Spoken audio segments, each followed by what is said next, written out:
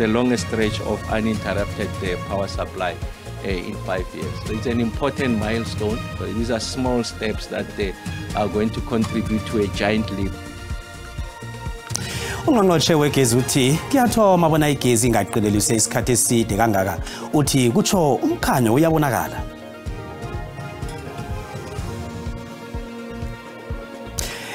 Abashayeli bamatraka sebasaba ukurabhula emkhawulweni ilibombo eKomatipoort eMpumalanga nabafuna ukuya eMozambique basaba ukulwa.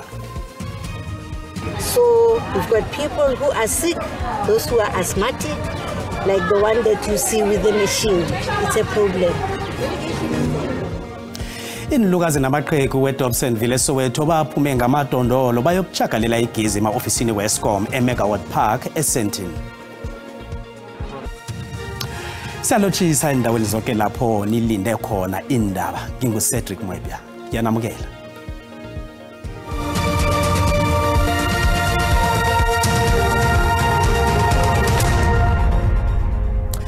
Ungqongqoshe wezamandla negezi uDr Kgosientsho Ramokgopa uthi ilizweli lihloga indlela etsha yokuphehla igezi ukwenzela bona likhule. uRamokgopa utsho lokhu nabekathula ihlelo lezamandla lokugcina lomnyaka. Ukhulume ngempumelelo nangenitshijilo eqalweni nazo kezamandla eminyakeni odlulileko. Kanti uthokoze ne-Eskom ngokusebenza kuhle njengoba namhlanje kuthwaya isikhathi eside kungaqindeliswa igezi eminyakeni emihlanu. Ungqongqoshe wezamandla negezi uDr Kgosientsho Ramokgopa uthi iEskom isebenze kuhle khulu kangangokuthi ukuba khona kwamandla wegezi kukhuphuke ukusuka ku-54.5% ngo-2023 ukuya ku-62.5% umnyaka lo. Uthi lokho ukubulungela iEskom imali esetshenziswa idizili elinganiselwa ku-16.5 billion yamaranda. We've got more generating capacity on the grid, and it's as a result of the sterling work that the team has been able to achieve. uRamokgopa uthi kuyathoma bona kungaqindeliswa igezi isikhathi eside kangaka eminyakeni emihlanu. Lokhu kunjengombana sekumalanga amakhulu amabili nama-72 kungaqindeliswa igezi. We are experiencing the longest stretch of uninterrupted power supply in 5 years. So it's an important milestone. These are small steps that are going to contribute to a giant leap that we want to achieve. uRamokgopa ungezelele ngokuthi iEskom kufanele ithuthukise ukusebenza kwezintetshi zokuphehla igezi esele zikhona beyingezelela amandla wokuphehla igezi. Uthi lokhu kuqakathekile njengoba kuzokuqinisekisa bona abathengi bafumana igezi.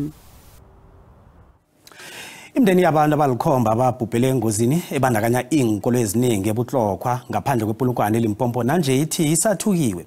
Ingozi le yenzeke nge-iri lesihlanu ekuseni ngosonto endleleni N1 phakathi kwendawo zemakhaya Gaphagani na Gaphasha kanti bali-13 abantu abalimeleko. Ngokuya kophenyo langaphambi kwesikhathi lenziweko ukutshayela ngebele eliphezulu nokutshayela budlapha ngikho okungenzeka bona ngunobangela wengozi le. Umtshayeli wekoloyi yinye kuzwakala abatsho bekalinga ukusika inkoloyi eziningi ngesikhathi sinye ngaphambi kokuthi atshayise itroko. Kanti abantu abathathu kabahlanu ababhubhileko malunga womndeni munye. Kwa botlhoko kudu re nyamile kudu ka re bana ba ke bana ba rena ene ke bana ba lori ba tswa motsong o motee ene ke di family remember motsomo wani wa di family so re kola botlhoko kudu. Imndeni ibuke nokukhamba kuhle kwehlelo lokukhonjwa kwendumbu zenini zabo esibhedlela sePietersburg ePolokwane. Useyema uthi imndeni nethemba lokuthi ngahle ingqwabe ngokuhlanganyela ngelanga elingakabo kumenyezelwa. Rena go ya ka thato ya rena re be re nyakile gore re be le mass funeral wa Soboka poloko ya Soboka mass funeral ngam go be re nyakile gona manda la ke bola so la fase di family but ona be le re ndiri bolela na re golela ka molomo motho wa le tlhabula re le malapa ka mogana gago. Ngokutsho komnyango wezokuthutha babantu abama-47 esele babhubhile endleleni eLimpopo bekubenje. Nakusenjalo imphathimandla zomthetho zingezelela amapholisa kizo zonke indlela ezikulu eLimpopo njengoba nakulindeleke ukuthi isikhuphuke isibalo senkolo endleleni. Abashayeli bamatraka sebasaba ukurabhula emkhawulweni ilibombo eKomatipoort eMpumalanga nabafuna ukuya eMozambique. Lokhu kungemva kwesiqundo somkhandlu wezomthethosisekelo esiphume ngemva kwekhetho langomhla ka-9 kuSewula. Kanti nemphathimandla semkhawuleni sezisebenzisa abofulayihloli bamakhemeri ukwelusa ubulelesi. Babalwa abahlali beMozambique abadlule kulomkhawulo. I'm coming from Cape Town before yesterday, so I was rushing on the road, trying all my best I must reach the border in time because I hear to our president will be close the border today. But unfortunately, I'm so happy with the SABC because their job is very good and it's very clean. The road is very clean. There's no accident. Uphungukile umthamo wamatraka akhambela kulindlela enguthela walisi N4 enqophela ibombo. Banye abatshayeli bamatraka balinde emjeje nokuyamela eMozambique bathwenyekile baqasasahlelwa. I was supposed to going to Maputo, but now I will stand here at the queue until everything becomes okay. I won't cross because I'm scared. One other driver from Shosholoza, they attacked him with the stones. They broke his trucks. So I won't cross. Abanye abahlali beMozambique abebalinga ukweqa emkhawuleni ngaphandle kwemvumo babhudungelwe msinya baqobotshelwa. Imphathi mandla zithi kuhle kubotshwa amakhulukhulu abantu qobe lilanga solo kwathonywa ukusetshenziswa abofly hloli bamakhameri. Namhlanje babalwa ngamakhulu ababotshweko bathunyelwe eMozambique kanti namapholisa akhethekileyo ahlala gadile. Those drones had been enabling us to be able to pick up any movement on the borderline in the vulnerable segments. Eqinisiwe ivikeleko kulomkhawulo. Abantu abadala abazizakhamuzi ze-Ward 47 ne-48 eDobsonville eJohannesburg bakhulule izinhloko njengomana bayokudla uChristmas banganagezi. Nangaphezu kokubamba imihlangano embalwa nengikhulu ze-Eskom kodwa nasoloko igezi abanayo.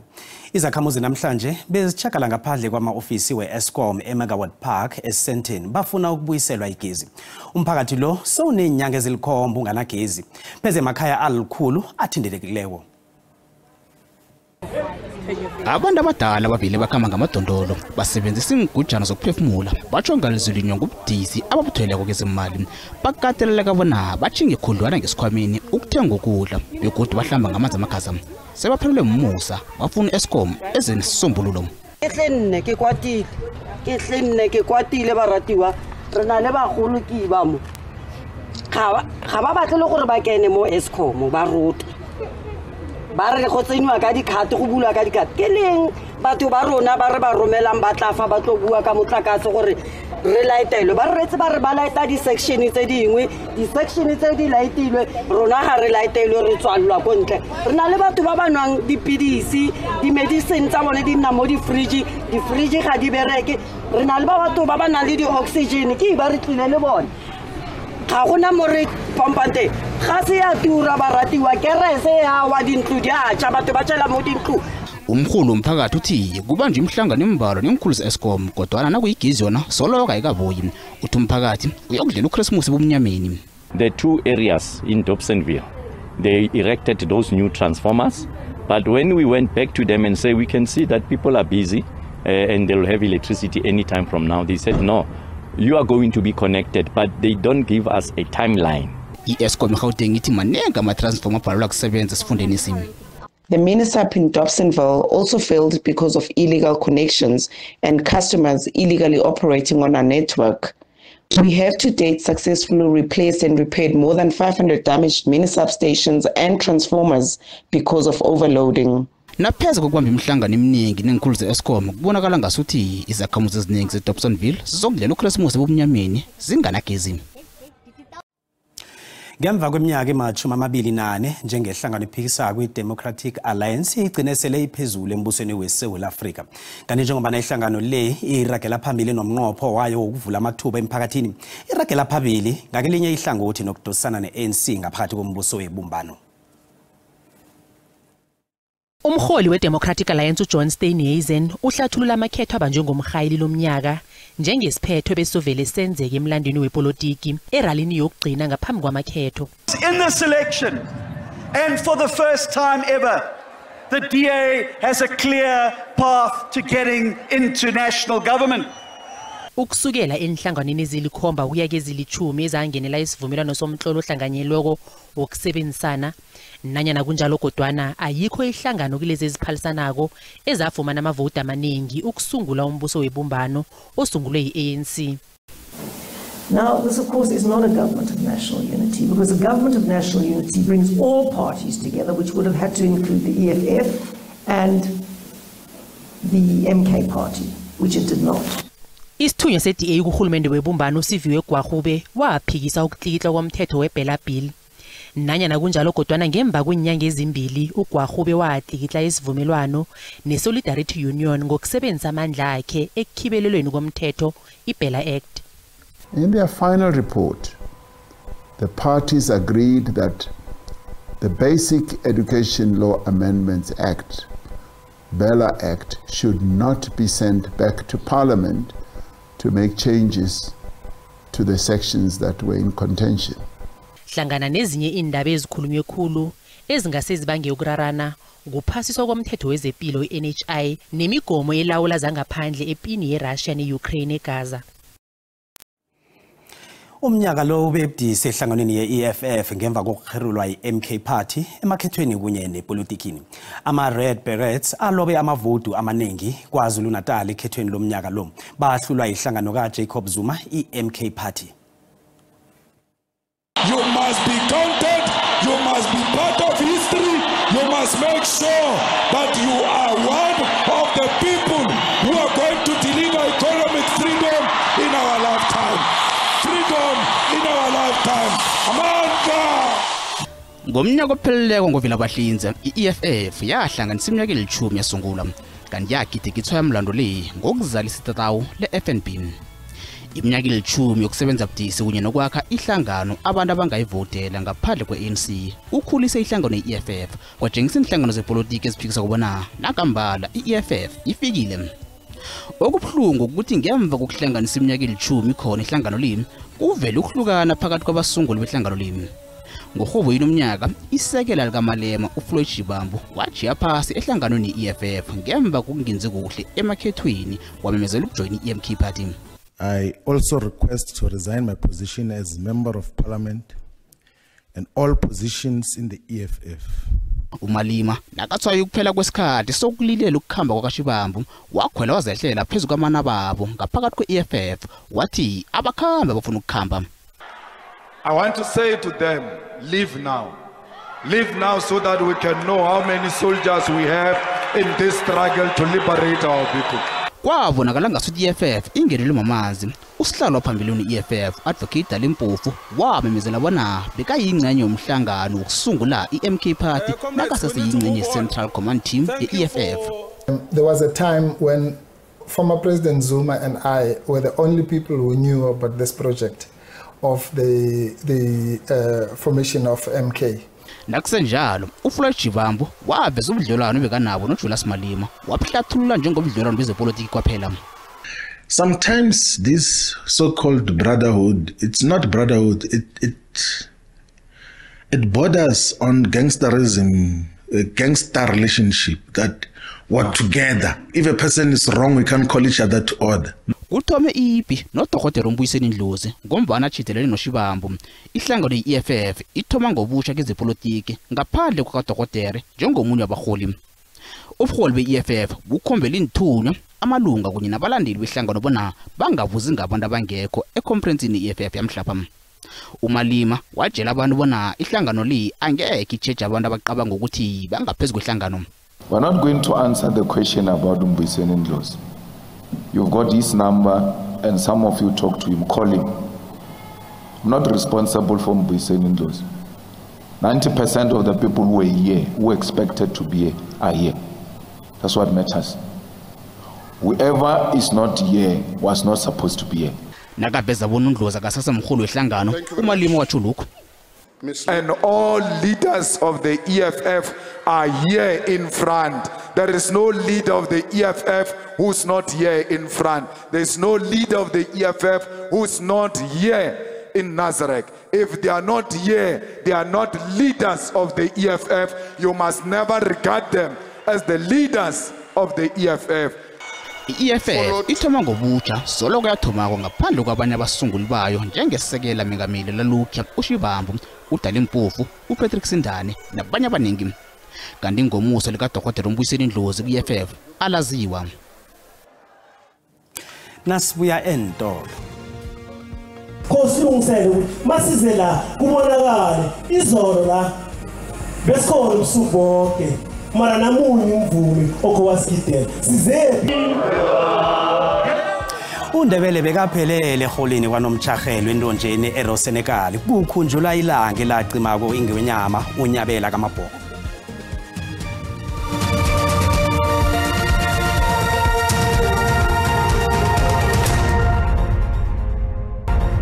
Zindaba zesindebele ku-SABC 1 siyakwamukela nosanda ukufika. Ziyatholakala ku YouTube, SABC Plus nakezinye inkundla zokuthintana. Ufikile uChristmas maphathi ngaphana ngaphanga uChristmas noNibijara. Kodwana kwabaningi akukidingeki kunganatshwala. Kuthiwa nalabo abangabuseliko abanye bafunda kuhlokho kanti abanye balala ngabo bavuka ngabo. Izazi zithi nobungozi bokugula bunengi kangako. Bavalile abantu basemakhaya nenkundleni zokuthintana khulukhulu ku Facebook na ku TikTok sebachwile ngelimi lakhona bona igoli lehlile.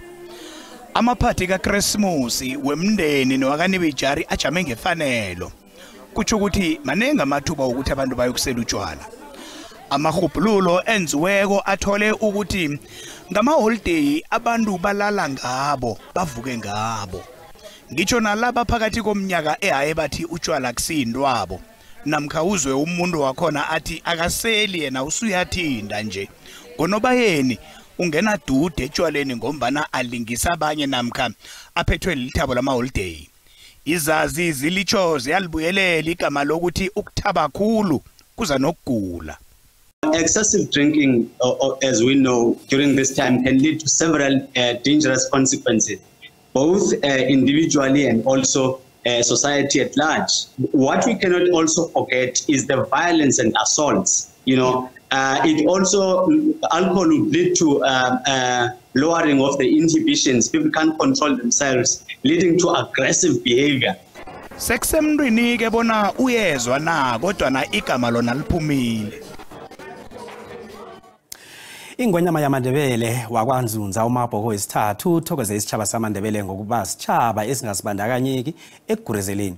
Ubeke ngalendlela ngesikhathi isitshaba samaNdebele sibuthene emnyanyeni waqo beminyaka wesikhumbuzo sengwenyama unyabela kaMabhoko eholweni kwanomtshahelo eRosenekal eLimpopo.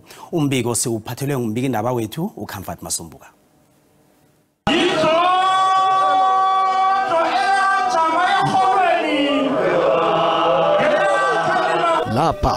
Lapha amabutho abukhala kanyabela kaMabhoko wamaNdebele wakwanzunza abambana khona namajoni ombuso we-South African Republic. Epine yathoma ngosinye ikhaba ka-1882 yayokuphela ngovela abahlinzeka ka-1883 ngesikhathi ingwenyama unyabela abangiswa ukubhacisa inkosi yesitshaba sabapedi uKgoshikgolo Mampuru wesibili nokwala ukuthi amakhuwa azenzela umathanda elizweni labantu abanzima.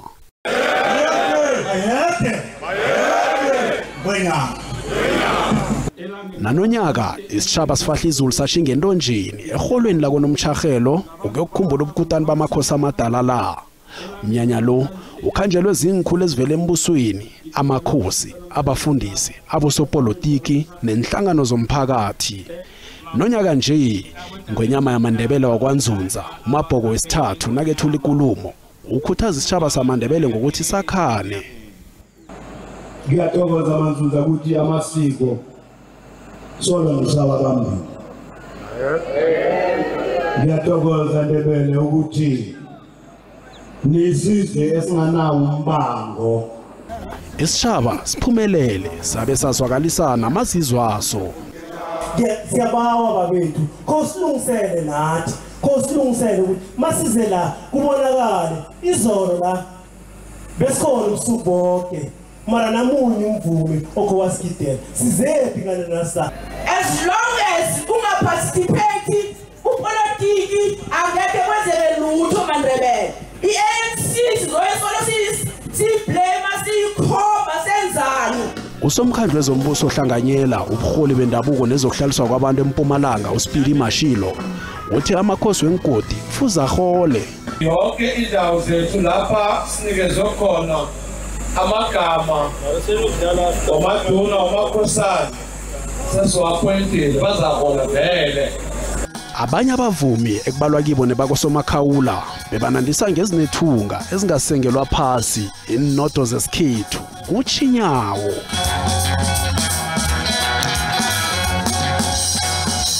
bonakele sekuyalizela umbhalo nalokhu anakubetha ugido le-jazz.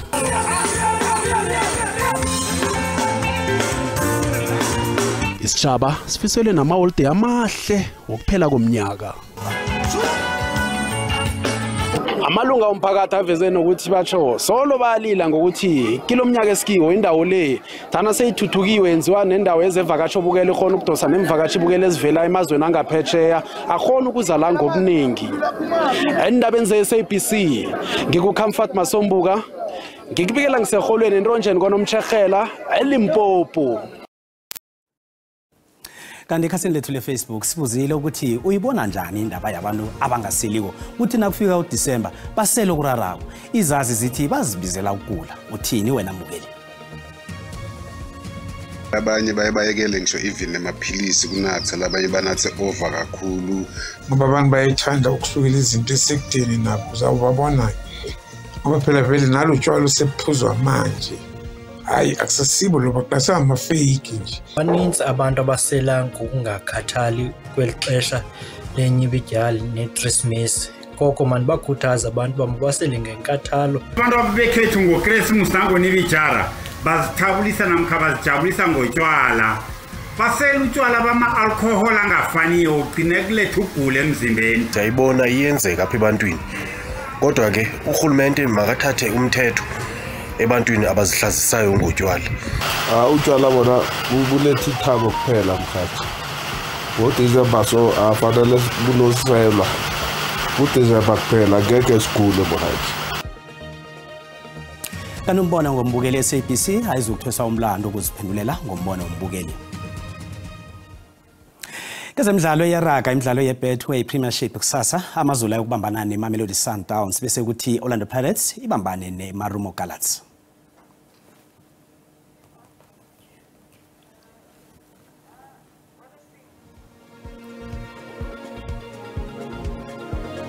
Asikhambe sokuqala ubujamo bezulu ngobusahe.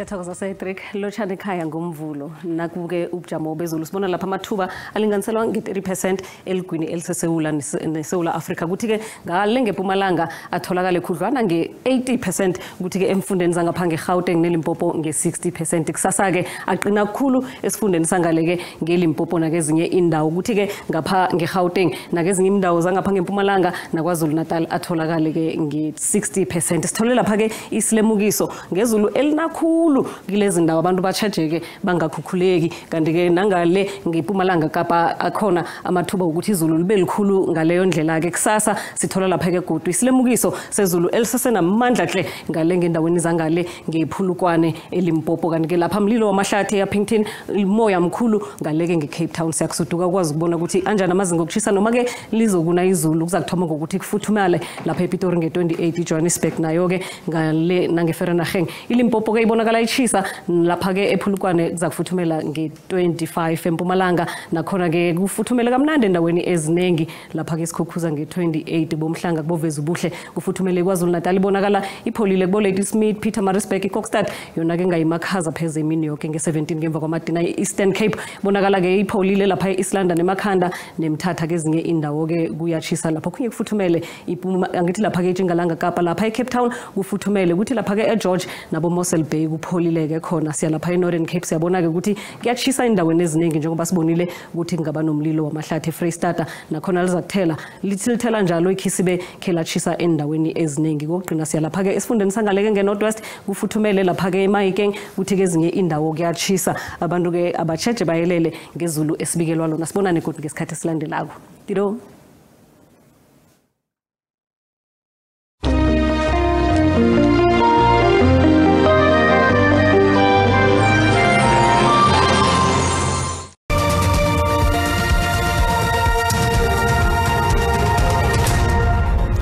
Siphelela laphaza namhlanje sibona negodi ngoChristmas akube makuke layo nengihemeli umusa